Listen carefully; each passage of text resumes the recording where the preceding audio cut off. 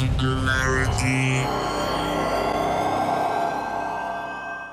My name is Nicola, aka Socrates, and you're watching Singularity One-on-One. Singularity One-on-One is a regular podcast feature of Singularity weblog, where you can go and listen to it or download it in full. If you guys enjoy the show, you can help me make it better in several ways. You can write a brief review on iTunes, you can leave a comment on YouTube, or you can simply make a donation. As always, I will be the man with the questions, and today the guest with the answers will be no one else but Robert Scoble. Robert doesn't really need an introduction, but just in case for some people who may be completely offline, I would say that he's the liaison officer for Rackspace. He's a social media phenomenon. He's a technology pundit with a huge following. He's also a journalist who has done thousands of interviews at the very bleeding edge of technology. And according to his own words, he is someone who always tries to have the front row seat on tech. Thank you. Without further ado, Robert, thanks very much for being with us today. Although you're my new competition, you're kicking butt with these interviews. Thanks very much. I hope I really kick butt soon. At least get to a fraction of the place where you're at right now. Well, you got Thad Starner, and that was a really impressive. In fact, my Google Glasses downstairs charging up. So. Thanks. And by the way, for those who don't know, that's how kind of me and Robert connected. He really enjoyed and posted on his social network my interview with Thad Starner. So for those who may have missed it, go check it out. It's a fantastic interview, according to no one else but Robert. And I have to agree, I concur entirely with that. But let's get back on topic here. Robert, if you were to introduce yourself in a couple of sentences, how would you do it? I like new things. I grew up in Cupertino, a mile from Apple Computer, and got a Apple II when I was in junior high, and my dad got an Apple II, and our school bought some Apple IIs, and that just got me in. I knew my future had changed when we unboxed that, and I've always been into new things ever since that, back in 1977, and my dad was an engineer in the Silicon Valley, so I got to see a lot of Silicon Valley come through the house, and that got me interested in computers and technology. I never took to programming. I tried. My dad wanted me to be an engineer too, or something scientific, and I tried. I got through 2 years of calculus in college, and then the 89 earthquake hit, and I was in physics class, and I said, man, that's a big story. And I realized I liked journalism a lot more than trying to do math and science and learn how to program. The rest is all on Wikipedia. I mean, I met Steve Wozniak. I learned how to set up a bunch of Macs because the world was just switching at that time from mini computers to these Macintosh-based computers for journalism. In fact, during the 89 earthquake, the San Francisco Chronicle published on the steps of somebody's house with a Macintosh, with a really old Macintosh now, and a laser printer. And if it wasn't for that, the paper wouldn't have gotten published because all the presses were down. Mm-hmm. Or all the typesetting machines, were down. And I got to San Jose State, the same thing happened. That's where I got my name Scobleizer, because I set up OS 7 beta on everybody's machines, because I ran the journalism's Macintosh network and with Steve Sloan. And one of the employees says, "Help! I can't use my computer. I've been Scobleized." And I was like, "Oh." It's sort of funny. I mean, last night we got new YouTube app on our iPads, and my son had almost the same expressions, like, "What's this? I can't use this anymore." Everything's changed on it, And that got me into a computer programming magazine, which got me into the Microsoft ecosystem, and I was at the first NT Developers Conference, and switched from Macs to Windows NT at that time, and that got me into tablet PCs and all sorts of fun stuff, and got me into blogging later because we ran ComSys and two of our speakers got me into blogging. And blogging then just took my career and made me a name and give me an audience, which was pretty hard to do before that. So. So you gave us sort of the short story. And by the way, as a side note, I've been trying to get Steve Wozniak myself for an interview on this show. I was lucky enough to meet him twice when I was at Singularity University, and he did promise to give me an interview. The problem is that after Jobs, because we were shooting at about the time that, Steve Jobs unfortunately passed away, and after that, he got swamped, and now like the big fish came into the pond, and I'm still struggling to try and get him. You'll get him. He's a nice guy, and I talked him out of $40,000 for our journalism department, and I studied every morning with him, and really got to know some of the Apple stories and got to know him, and he's just one of my favorite people in the world. So, same here. I love the guy. And the problem is the stories haven't changed because he hasn't really done all that much since the 1980s in terms of technology. I mean, he keeps playing around with it, and if you scratch him, you'll discover his passion for cell phones. I mean, I remember one time he went into a store and bought like 200 cell phones. Oh, wow. Because he built scanners to follow people around. Remember before everything turned digital and encrypted, you could listen to people's cell phone conversations, and if you had a scanner, you could follow them from cell to cell. And he has recordings of people saying the craziest stuff on their cell phone. Talk about privacy. There was no privacy back then. Now, you kind of gave us the short story of your life and how you got to be where you are today. But can you tell us what is it in the world that you're doing right now? What does this mean to be Chief Liaison Officer? And because from where I'm standing, you gotta have the coolest job in the world. And I'm thinking it's one of them. I know a few people who have, I think. Like, I know Jim Long is a camera guy for NBC in the White House, and every time we get together and start drinking, he tells me all these crazy stories of being on Air Force One. You can't even blog these stories, being in Kandahar with the president, But yeah, it's pretty hard to beat my job.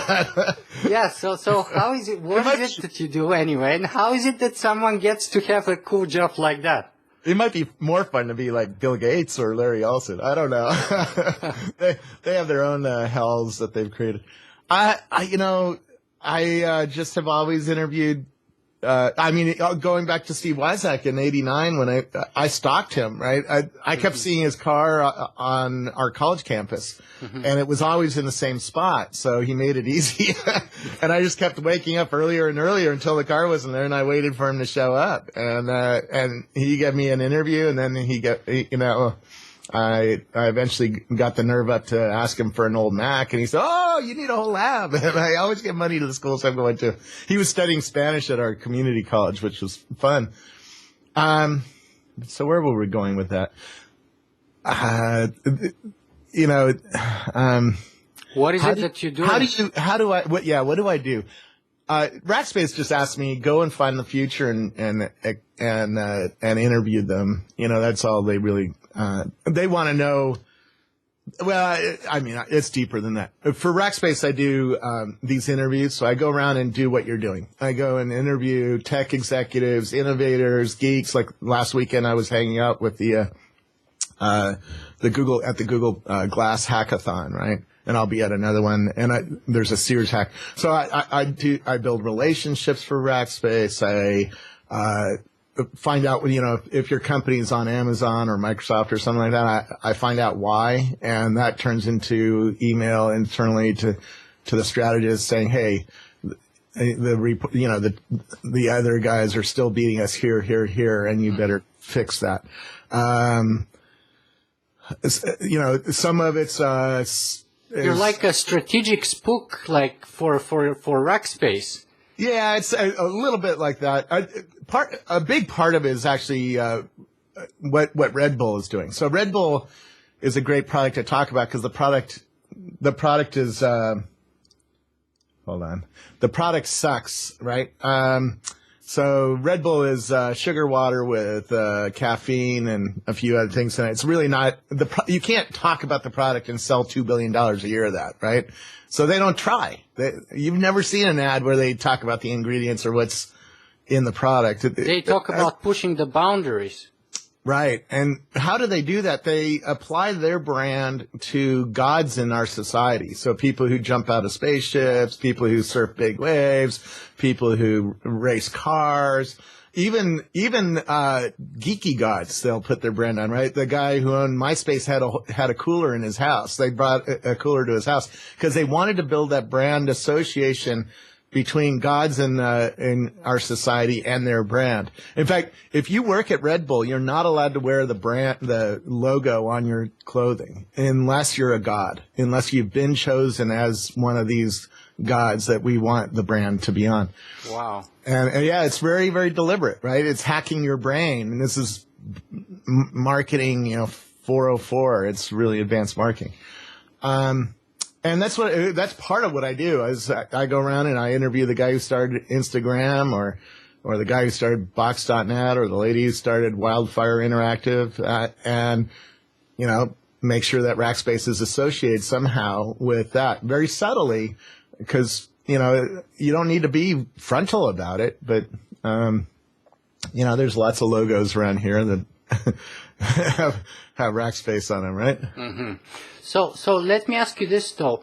That's sort of the Rackspace end of things. But from your own point of view, is there sort of like a overarching motivation or a goal that looking backwards kind of spans for the past 20 or 30 years since that phenomenal meeting with Steve Jobs, which literally changed your life?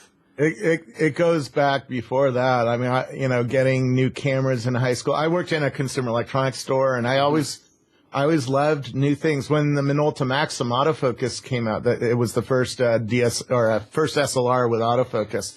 I sold our entire shipment. I sold in like 2 hours. Wow. Because I was so excited about it. It was like, this is a new thing, and it's fun, and it's different, and it does stuff that even a professional photographer couldn't do. And in fact, we had arguments about that. And it's funny how people resist new ideas, new technologies, because the pros would say, I can focus faster or not. I go, really? Even back then when it was slow, autofocus would go and stop right on the image. And I was like, I've watched a lot of pros. They do a lot of tricks to focus where they want. Yeah. They'll focus on the ground and wait till the runner gets there and then shoot a frame. All sorts of tricks to do focus. I was like, autofocus is going to kick your butt.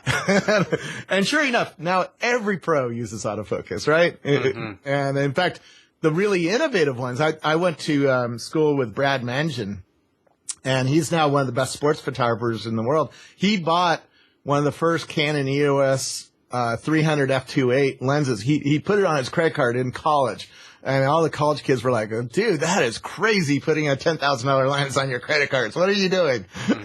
But now he's the best sports photographer in the world, right?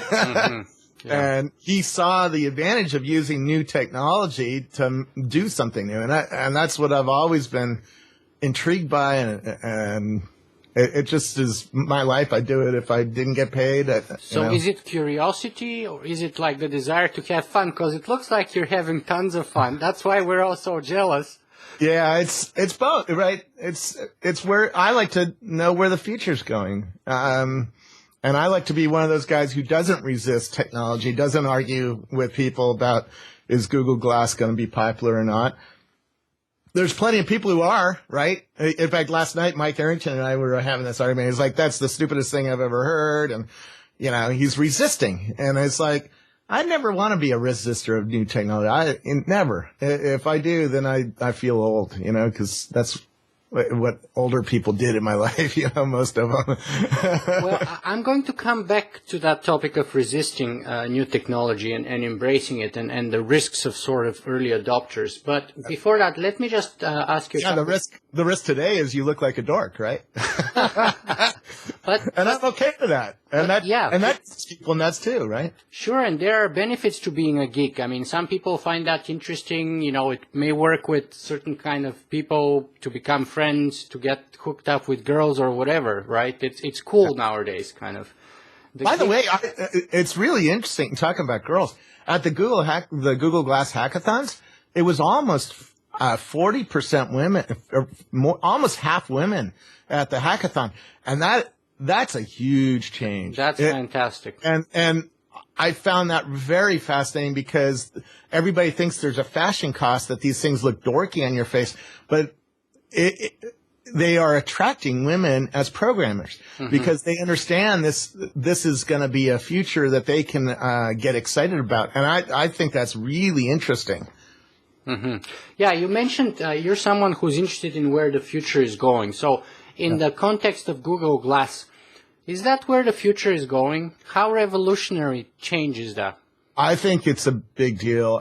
I feel like I have the same feelings about Google Glass that I had about the Apple II. I think it's a new product category that's going to take 30 years to really play out, or 20 years. And right now it has no software. It's expensive. The Apple II was expensive. It had no software. It wasn't very fast. It didn't even come with a screen. It was, Woz's big breakthrough was he designed it to use a television screen, and, or one of his big breakthroughs. I mean, he had many breakthroughs on that product, but, I feel like that it's a breakthrough. It's, in your interview, Tad said it's, having a Cray 1 on your face. Yeah. Which back supercomputer. Well, when I was in high school, I remember Apple buying that Cray 1. It cost more than $1 million, and it took an entire room. And now it's 49 grams on your face. I think, and I'm seeing the kinds of apps that developers are thinking about and working on, and it's like, oh yeah, this is quite different than a cell phone. It's a full-on sensor platform that's letting you do all sorts of crazy stuff. Flying drones with your head and all sorts of fun stuff that I don't think is important today, and it's hard to tell that it's going to be mass market. But I've seen this happen over and over again in my career where something really pushes forward and everybody resists it, or a lot of people resist it, and sure enough, it turns out to be really important. This is one I'm going to live every day with, So let me ask you this. In fact, I'm missing it during the interview right now. I can tell it's loud on my face. Yeah, it's funny how technology becomes a part of us very, very quickly. Yeah. Now, for those of us who haven't had the chance to yet use it personally, what would be some of your favorite applications or,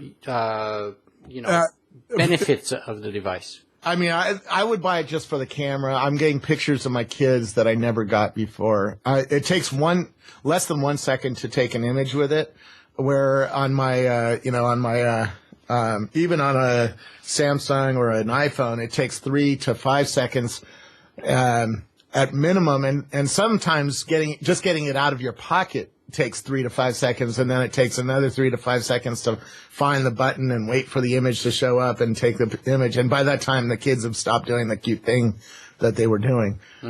So that's the killer app, number one. But I don't think that's the promise of this thing. The promise of this thing is it's the first consumer electronics device that knows where you're aimed. So it knows, where you're aimed, and it's really good at that. And there hasn't been any apps that really have exploited that yet, right? And it knows where you're looking. So there's a 16 by 16 eye sensor that's watching your pupil move around and can probably even tell if you're excited because your eye opens up when you're excited. Or, it can watch if you're sleepy or if you're winking, all sorts of fun stuff. So think about driving with it. It could tell that you're falling asleep and warn you. All sorts of fun stuff. All sorts of fun stuff. But, for example, just a couple of days ago, one of the things that really freaked out some people online was a patent filed by Google about sort of watching your gaze and estimating which ads work and which ads don't work and where they should be placed so that you get to see them more and more. So how about that business model with ads? I think it goes a lot deeper than that. I think Google is building a contextual OS, an operating system that knows your context. And what do I mean by that? Already they have an API that knows whether you're walking, running, biking, or driving. Okay? Mm-hmm. That's 4 contexts. Next year, it'll be 8. And the year after, it'll be 16. And the year after, it'll be 32. And so think about, can you figure out somebody's shopping by watching them walk around? Of course you can, because if you're first of all, you're in a shopping mall. That means you're shopping. You've crossed the geofence into the mall. Second of all, this thing knows where you're aiming. So if you're running through the mall, first of all, it knows that you're running. And so it can say, okay, he's running. He's not shopping. Mm-hmm. But shoppers, walk through the mall and all of a sudden they turn and look at a store. Their intent changed. Their gaze changed. Window shopping. Window shopping, right? If you're at Macy's in New York, you're looking at the windows. You're not walking down the street going past it, right? And so it can know right there. It can switch. Oh, you're in a shopping context. And then it can say, then it can fire the camera, take a picture of that store window, and then watch where you look. And if it knows anything about that window, if it knows, there's a trumpet in the upper right, and there's a drum in the upper left, and there's a guitar in the middle, and there's a saxophone in the middle left. If you look at the trumpet, it knows. It can put that in the database. Oh, this guy's thinking about a trumpet for some reason. And maybe he has, and then it would match up with other contexts. Do you have a kid? Oh, is their birthday next week? It could start making some assumptions about why you're shopping, and it can even ask you, But those assumptions are a double-edged sword, aren't they? Yeah, they are. You could have false positives, but you could ask the user. You could say, hey, we noticed you were interested in that trumpet. Are you, would you like to see other models? Would you like to know other stores nearby? Would you, because it can try to guess what your intent is, right? Mm-hmm, mm-hmm. And certainly Google is watching everything, right? So if you go to Google and you type trumpet, all of a sudden it knows you're really strongly attached to trumpet. And if you start looking for music stores, or if you ask Google Glass, okay, Glass, where's the closest music store? All of a sudden it knows your intent is really strong on music and trumpets, right? And and then you're going to start showing it some brand names and watch your behavior, and it'll know, by the way, it'll know your economic circumstances, right? So if you're a billionaire, it's going to show you a different kind of trumpet than if you're Robert Scoble. My friends who are poor or who aren't as well off, it'll show them a far different trumpet. So it'll put you in a different category. If you're part of a band, it'll know a lot more. Or it might look at, if it knows what you're buying it for, then if it's for yourself, it'll watch your Spotify behavior, right? Mm-hmm. So it'll know, oh, you're into this kind of music, you're into jazz music, you should look at these trumpets because these are more appropriate for jazz than classical, Mm-hmm. Speaking of Google always watching, let me read to you something and you tell me what you think and how relevant or truthful that is. Yeah. It's a quote which goes like this: always eyes watching you, asleep or awake, indoors or out of doors, in the bath or bed, no escape. Nothing was your own except the few cubic centimeters in your skull. Yeah. I'm wearing a new kind of sleep monitor that by the way, the pilots who fly the president wear this, and it's not yet publicly available, but yeah, I wear it to bed. I wear it when I'm having sex. I wear it in the shower. I wear it. I was told never take this off for at least a week, and we'll figure out your sleep pattern, right? And it'll even warn me when I've reached 70% on this. It's the same as having 2 glasses of alcohol. So it's the same as being drunk, basically. And so, and if you continue working, your mistake rate goes way up. So, and they've studied this. They put this on minors. They put this on people who fly the president around because they know if you hit 70%, you're flying the president while drunk. It's the same as flying him as if you had two shots of whiskey right before you flew the president. They're not going to let you do that, right? So, so are we living in that world that I described now with that quote? Yeah. It's funny. My book ends up where in 25 years we're going to go to the Ritz and we're going to go into an escape room where there's where it's going to turn off all of our digital devices. In a Faraday cage or something. Faraday cage, and it's going to turn off all the devices, and everything's going to unhook from our nerves, and and we're going to be able to be ourselves again, right? But now, let me ask you this, though, because that paragraph that I read to you was from George Orwell's book, 1984. Yep, I know it. So does that change anything? And did we fail to heed his warning? Yes, but we're not going to. We're not going to heed his warning. We're not going to turn off the NSA. We're, we like security. We don't like things flying into our biggest skyscrapers. We don't like Timothy McVeigh bombing our buildings. If you went and bought a ton of diesel fuel right now, or 250 gallons of diesel fuel and a ton of fertilizer, I guarantee you somebody's going to come looking at what you're doing. All right? Yeah, but if I Google, say, but that happened, and a rice cooker or a slow cooker, they will come and check you out. Absolutely. Now, does that make any sense? Yes, it does. I'm not sure. Yes, sure. It does. Or, for example, just whatever happened yesterday. It certainly does if you have other markers that mark you as somebody who is a risk to society. Everybody gets rated this way. If you went to the White House, they ask you to wait outside for a couple hours. Why? Because they're doing a security check on you to make sure you're not a threat, And if you want to get into the White House, you better be a good citizen and not be mouthing off on Facebook, right? Sure, okay. For the White House, I agree. Or if you're going to even, let's say, a courtroom or a courthouse, of course, you're going to go through a metal detector. That's the difference. But if you're in your own home and if you're searching on your own computer...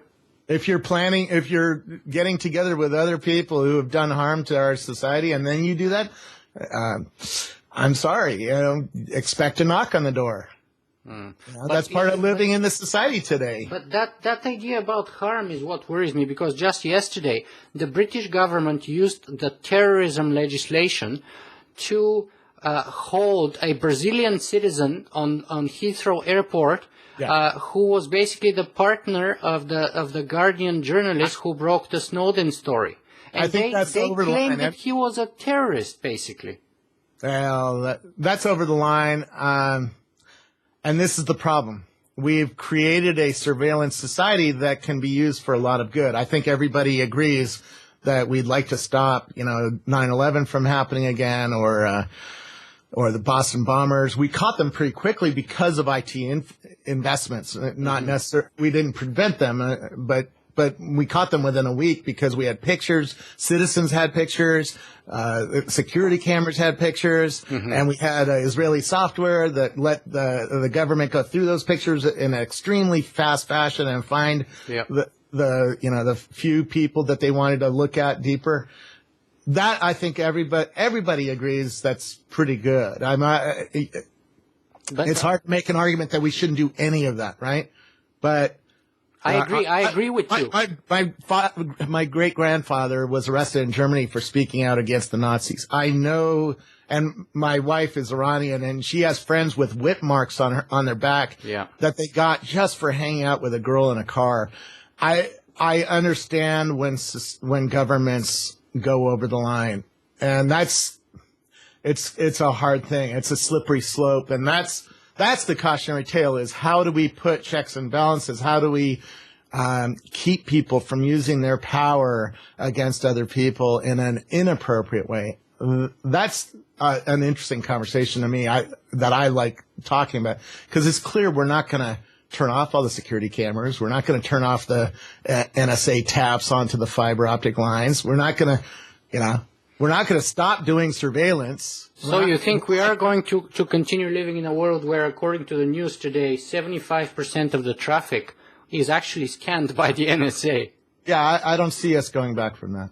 I just don't. The world politically would have to radically change, and average citizens in the street would have to change their voting behavior. And I know they are not. So we are not going to turn off those taps, and that's going to be part of our life for the rest. I have to say, I really hope you're wrong on that one. Well, you may be right. Do you see anybody doing million-man marches on Washington, D.C. because of this stuff? I don't. Well, do you see anybody changing their voting behavior? Do you see the polls changing that much? I don't. I'm a pragmatist. I wish the political system was different. I wish we could get immigration reform. It's criminal how we treat immigrants in this country. And on and on. Sheryl Sandberg and I just talked about this. She just spoke at a high school that had 40% illegal immigrants, and they can't even report being raped because they are at fear of being deported, right? This is a human rights issue that we should be fucking livid about, and we're not. So, until we change, our system isn't going to change. But right? I believe we can change. Don't you believe the same thing? I do, but it takes change. I'm just a journalist. I just watch. Did you change? I'm not the guy out there who's going to be like leading that million-man march and planning, revolution. That's not me. I'll be the journalist taking pictures of you doing it. So far, I haven't seen that. I haven't seen it. Well, I've seen some glimmers of it. Yes, we Aaron Schwartz and people like that. Yeah, but we like talking about it. I haven't yet seen the action. And we have 18 months to the next, or how many months till the next election, next November, right? That's the time. We'll see. Yeah. Maybe they throw out everybody who voted for the NSA. I don't think they will, because they vote for the biggest idiots. I go deeper than the NSA. These guys have been doing crazy crap for years, right? We all don't believe in the Senate and the Congress. Their ratings are the lowest ever, and yet we keep voting them in. So until we stop voting them in, I don't believe we're going to change. Okay, let me move on here to some audience questions. So one sort of curiosity one from Isaac Winters, who says, I want to know what ended up happening to the Google Glass picture he wore in the shower. The picture became famous, but I have heard nothing about how the device held up afterwards. Oh, it's water resistant. We took them river rafting and got them completely wet, and they survive water pretty well. I mean, there's nothing in them. If you really look at it, there's a low-grade processor chip, a TI chip. There's a little RAM chip. There's a camera chip, and there's a projector chip and a prism that's plastic, and it's pretty well sealed against water. Now, it's not perfect. If water gets in, it can corrode things and make them flaky. And actually, if you get water on the touch surface, it sometimes freaks out the machine, but you just wipe it off and it stops freaking out. These things are pretty water resistant. And when I visited Plantronics, they actually showed me how they waterproofed their audio headsets, because they know you're going to get sweaty or go out in the rain or, get wet on somehow. And they actually have a micro coating that repels water that they dip these things into it as the final manufacturing. And that coating is going to be available this year, so you can do it with your own glass. And this stuff is remarkable. You can put that in a glass of water and pull it out, and it's totally dry. No water sticks to the surfaces. Yeah, it's like nanomaterial, nano spray. Right. Yeah. And so you can do that, and also they're going to get better at sealing the little pieces that aren't sealed yet. It just takes a little bit of sealant to do that. People are going to take apart their glass. When the costs come down, you're going to take them apart. You're going to buy, like Woz bought, 20 cell phones or 200 cell phones one time. You're going to, take them apart and rebuild them and make sure that you seal them against water. I'm not too worried about that. It won't be for using underwater, and that's where GoPro is going to still be significant. Let me ask you this. Werner Vinge has a super cool book called Rainbow's End, which is all about augmented reality with lenses. Have you read it? I haven't. I know who he is, though. Okay, well, we'll come back to another of his ideas a little bit later in the show. But in the meantime, let me ask you something else. I've been interviewing a lot of augmented reality companies, and there's some really interesting ones coming that as you look at anything, your floor, it builds a 3D mesh as you look at it. And so you can play games with cars on the floor. But think about walking into a sports stadium. Each sports stadium has a fingerprint of how it is arranged. And all you would have to do is do one scan with your glass, and it would know that you're at San Francisco's AT&T Park, for instance. And it would know where you are in that park because of the fingerprint that it sees. And then it can put stuff on the field. It can put all sorts of stuff on the field, you know. It can put your players' stats right on the field next to them. Or, yeah. Anyways. Now, let me ask you this. You said that you want to embrace the future and new technologies, but now we have sort of a crude augmentation with devices like Google Glass. But what about biotech and the coming sort of synthetic biology or genetic revolution? What do you think of that? Is that the next step of augmentation, and would you be willing to be that welcoming?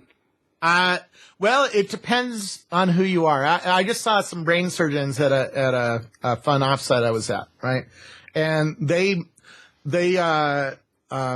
modeled the patient's brain, and they do this for Parkinson's disease. They model their brain, and they surgically implant an electrode into the brain. And this brain stimulation. This one patient was shaking like this, right? And could not control his hand. And he turns on his sensor or his stimulation, and his hand goes to normal.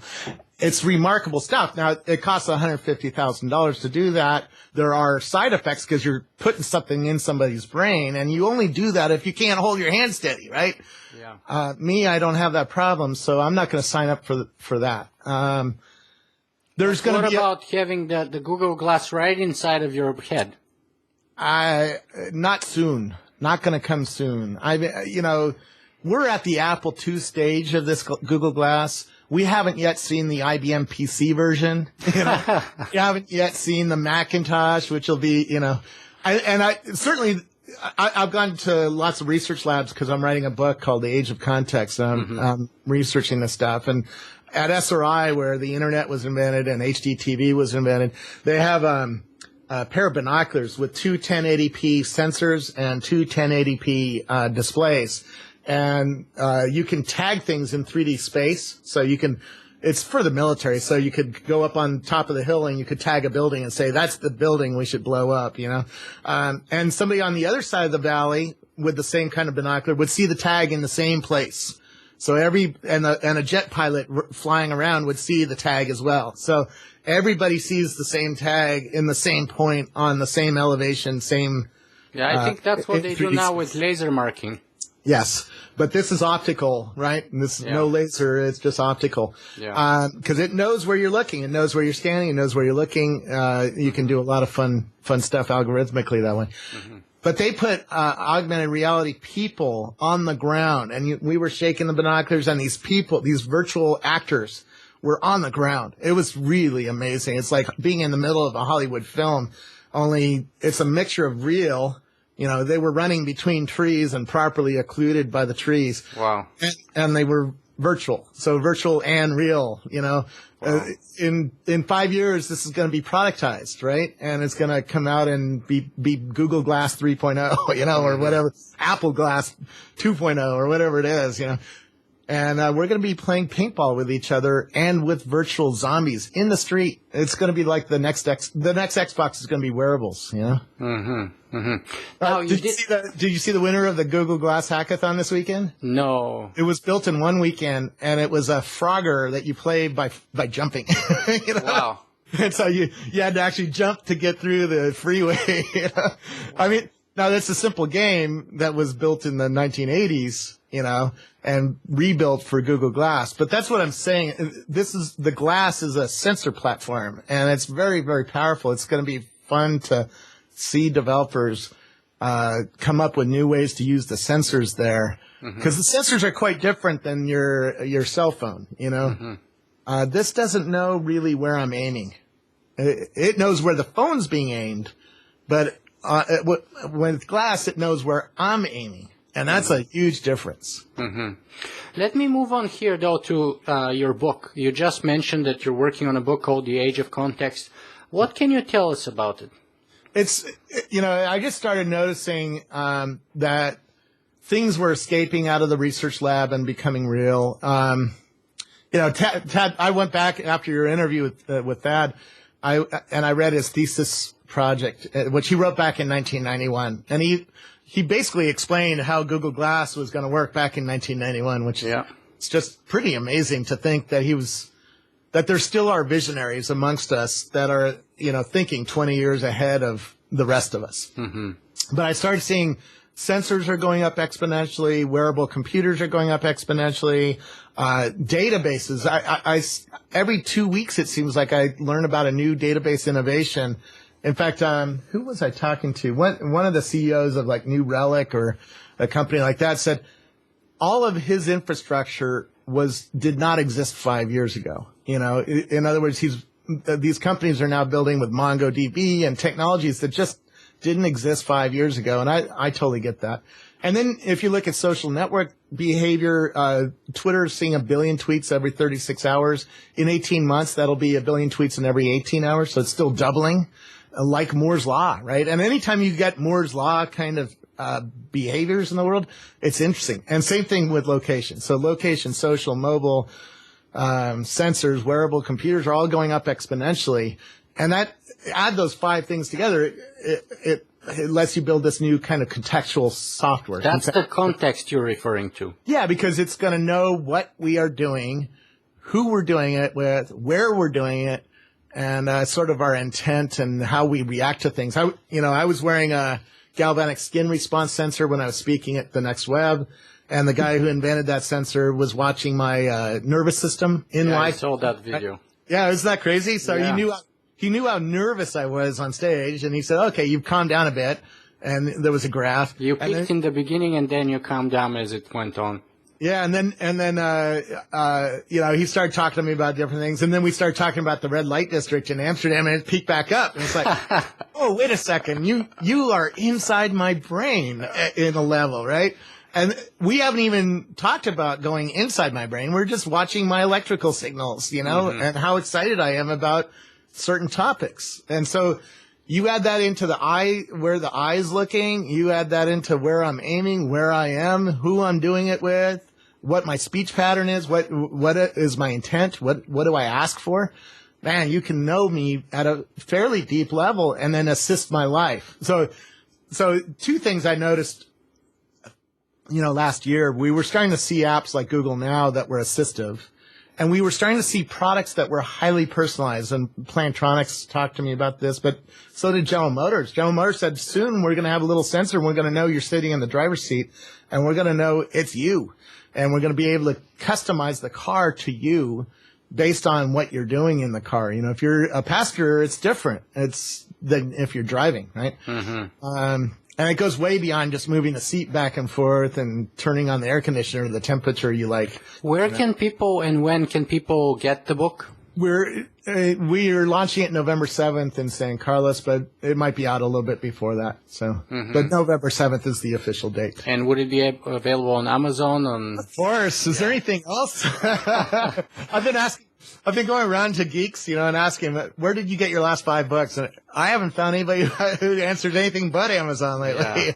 Yeah. It's really, Amazon really has built a monopoly in this industry. Robert, time is advancing here, so I have another 3 or 4 questions left. Let's see if we can go through them in the next 10 minutes. Sure. So you listed many technologies which kind of make you excited about the future and that you are welcoming and embracing wholeheartedly. Is there anything that worries you? All technology worries me. There's always a good and there's always a bad to technology. Even like driving a car. If we were, back in Mercedes-Benz lab, back 150 years or whenever the car was invented in the late 1800s, would we have had that discussion? This thing's going to kill 37,000 people a year. which is far deeper of a problem than privacy, right? I don't know yet anybody who's been killed in America by the NSA. Maybe there is, but I haven't heard of them.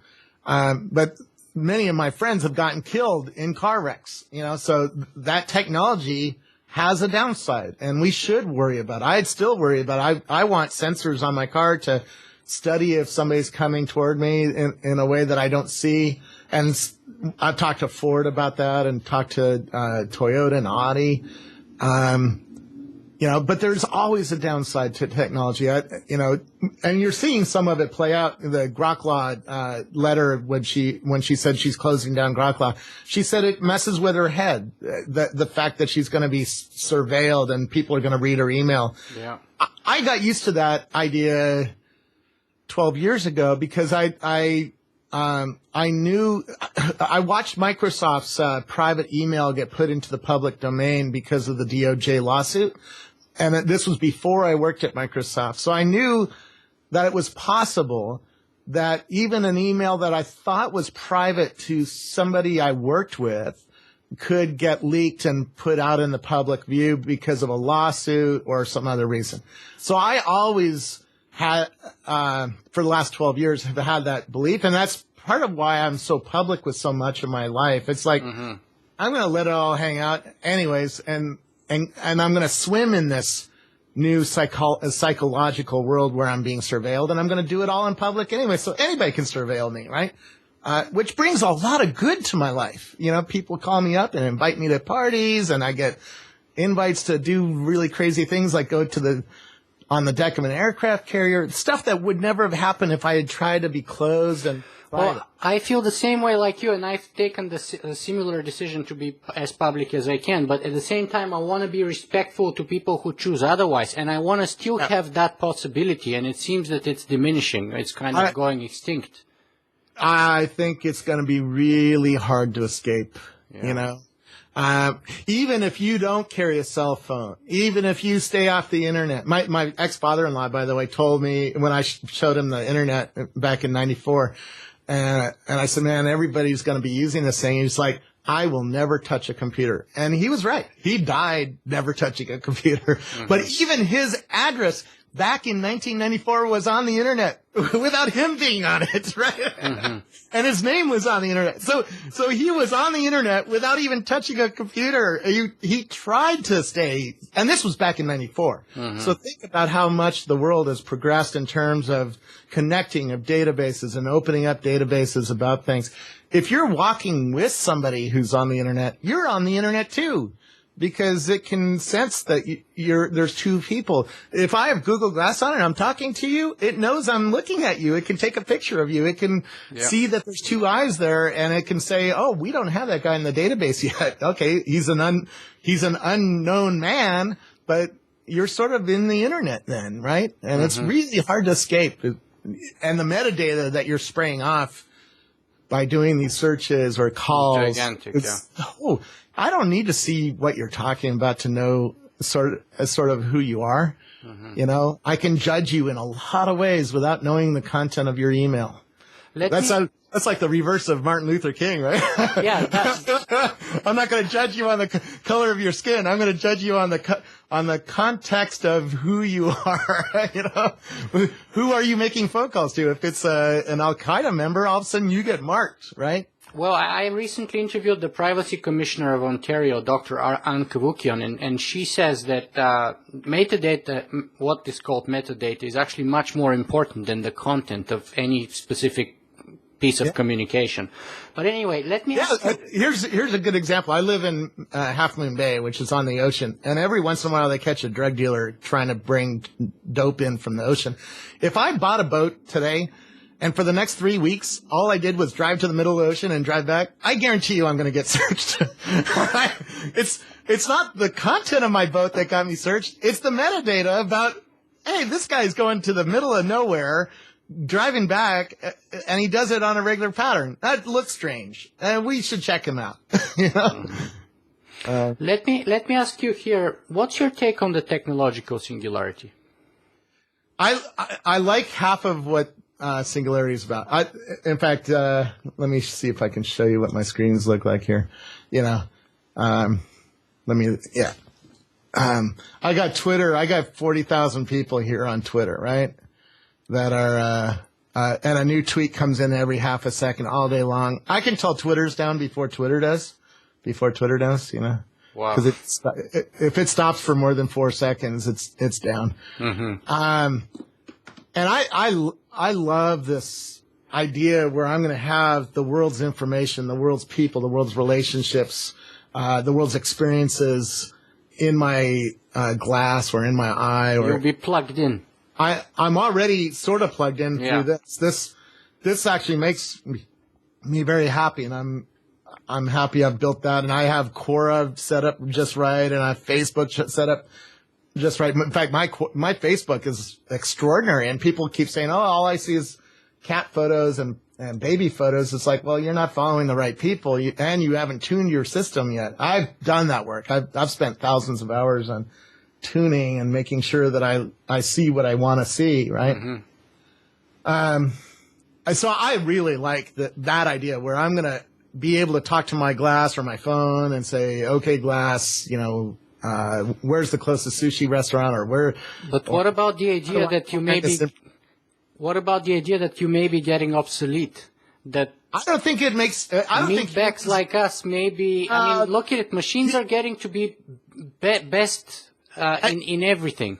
Except machines at the heart of them are still a light switch that's on and off. For now. Nah, there still are. Even if you put 1 trillion of those light switches together, people start believing it's alive, but it's not alive. It's a fucking light switch at the heart of it, all right? Humans are weird. And our brains are not light switches. Our brains are something else. And that gets to the other side. I don't believe that we're going to be able to download our brain. I've seen brain surgeries. Our brains, our software and our hardware are intermixed in a very complex pattern. And you are not going to be able to freeze yourself and download yourself in 100 years and come back. First of all, if you could do that, it would be, imagine coming back to life right now after being, you know, asleep for 100 years. You wouldn't know you would be like a baby in this world, and you would have to relearn everything you knew. Even driving a car, it's a very different skill than driving a horse and buggy, right? And the idea where you would have to get along with people from around the world because they can fly to you, it would be very foreign to you. It would be like you're an alien that dropped in on us, and not a very smart alien, by the way, right?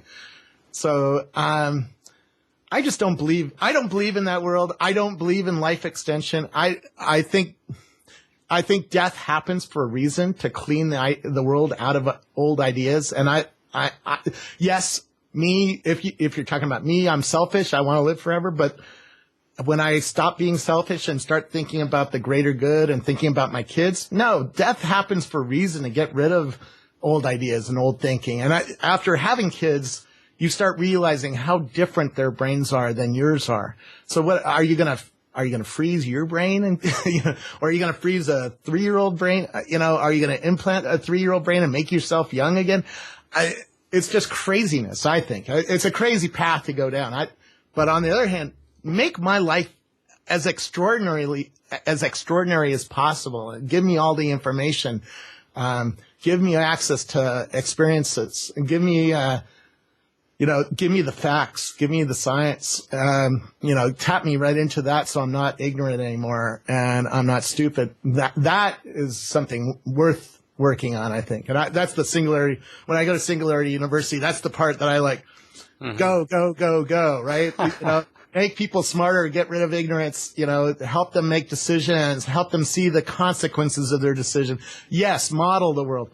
All that makes me happy. The stuff that people talk about, life extension, making people live 150 years or 300 years, or downloading their brain. It's just, it makes me nuts. Robert, we are here at the end of our interview. So the second last question I always ask is, where can people find more about you and your work? What's the best place? There's this thing called Google. You know? All right, that answers I it. could teach you how to use it. Just put my last name, Scoble, in there, and you'll find my Facebook and my Twitter and my Google Plus and my Quora and my Instagram. And Yeah, I deliberately wanted to ask that stupid question. It's fun. you can use Bing too, or you can use Yahoo search as well. It all works, you know. I'm a virus on the internet, you know. All right, so You can't avoid me if you use the right searches. So, Robert, we've been talking for almost an hour today. Let me ask you this. What is the most important thing that you would like our viewers and listeners to take away from you today? Stop resisting the future. And, I almost got in a fight with a guy who was one of the founders of the Tea Party at South by Southwest. And I realized his entire worldview was the past is sacrosanct, that we should serve the past. And my entire worldview is the future is sacrosanct. We should serve the future. Mm-hmm. And those two worldviews just don't align. And I'd far much rather live in the future than in the past. And for a whole lot of reasons, I'd rather live in a world that has gay marriage and doesn't have slavery and and lets women vote and is more thoughtful of human rights and has technologies that help us live our lives, has exoskeletons that help paraplegics walk and has glasses that help me to think and helps the blind to see. I'd rather live in that world and has a self-driving car so we don't have to worry about people getting drunk and falling asleep and killing my kids. I'd rather live in that world than in a world where we had slavery and we didn't have human rights and all that. It just drives me nuts. Yeah, I like living in the future. I entirely agree with you, and it would be terribly sad and pessimistic if the best of us was in the past. And it's a self-fulfilling prophecy. If you're looking backwards, you're never going to improve, really. So I couldn't agree more. And I think Stop Resisting the Future is a fantastic place to end our interview on today. Thank you very much, Robert.